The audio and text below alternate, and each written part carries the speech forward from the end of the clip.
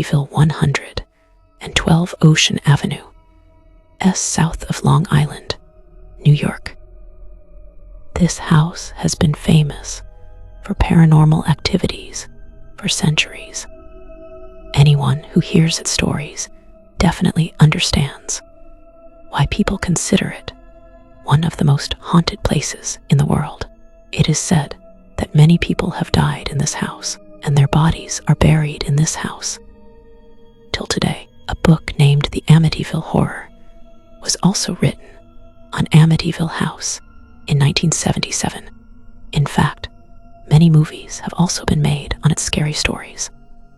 Today's story is also based on a true incident that happened in the same house. The story takes place in 1995 when Laurie and James Wilson move into the Amityville house with their two children, Kathy and Sue Wilson. The Wilson family found such a large house at a very low price, and so despite knowing the stories about it, they decided to buy it. But they were unaware that as much as they had come to live in that house happily, they would have to face equally scary incidents. They had been home only a few days when the youngest member of the Wilson family, Soot, began falling ill. Sometimes he had fever and sometimes stomach ache. Meanwhile, Kathy begins to feel an unknown presence in her room. Despite running the heater at night, his room felt strangely cold. Laurie was already worried about the Soot's health. But when Kathy told her mother about the strange events happening to her, Laurie began to realize something was wrong. Slowly, the scary stories about Amityville House began to seem true to Laurie. One night, when Laurie was turning off the lights in the house, she felt like someone was staring at her from a distance. When she looked back, she found her husband, James, walking toward the basement, staring at her in a very strange manner. Laurie called out to him several times, but he did not respond. Laurie got scared and followed James into the basement.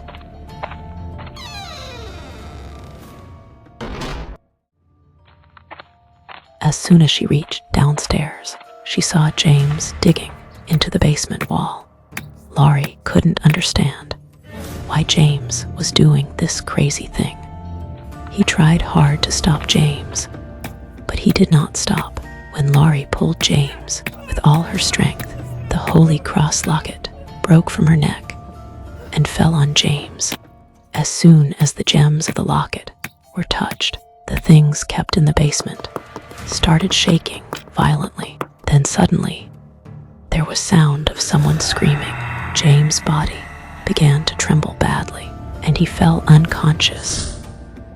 Within a few moments, Laurie called Kathy, and together they laid James down in his bedroom. Now Laurie understood that what she saw was happening due to some negative energy. The next night, when everyone was sleeping, Laurie went to the same basement again and slowly started digging the ground. After some time, he found a big box under the ground, which had a red lock on it. Laurie looked all over the basement for her keys, but she couldn't find them anywhere. That same night, terrifying events began to occur in Kathy's room as well. Her bed suddenly started shaking. When she woke up, she saw that her cupboard door opened by itself, and things started falling out of it. Kathy screamed in fear, but her voice couldn't be heard outside the room. Then his attention went towards a door visible inside the cupboard. Kathy mustered up courage and went inside that door, but what he saw there left his body numb. There was a room inside the door in which some strange-looking people were sitting. Those people were tied in Chinese chains and looked very scared. It seemed as if they had been locked in that room for centuries. Kathy ran back towards the door in fear, but then she heard the Soot crying from behind her. When she looked back, she saw her father, James, among the bound men.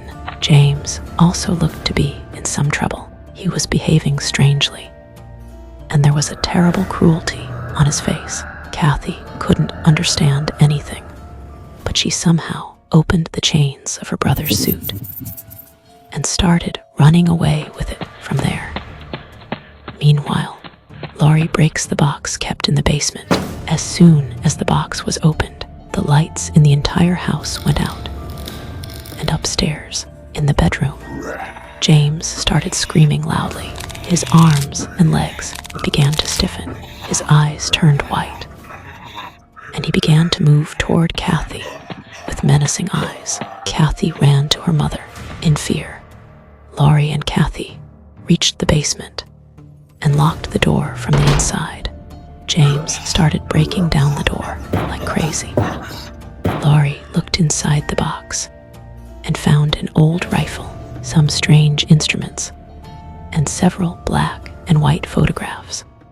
In the photographs, a man with the initials Priest was seen shooting people bound for China with the same rifle.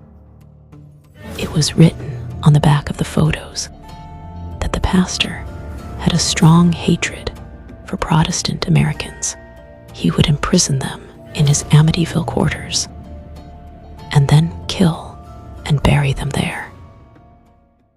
Now Laurie understood that all the people Kathy had seen in the room were dead, and their souls were wandering there. Then James broke the door loudly and came inside. Frightened, Laurie picked up her rifle and shot James to save her children. James died on the spot. After being shot, Laurie took the children out of the Amityville house and went to the police.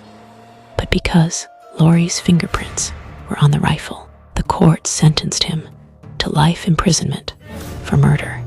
Kathy and the suit were sent to her grandmother.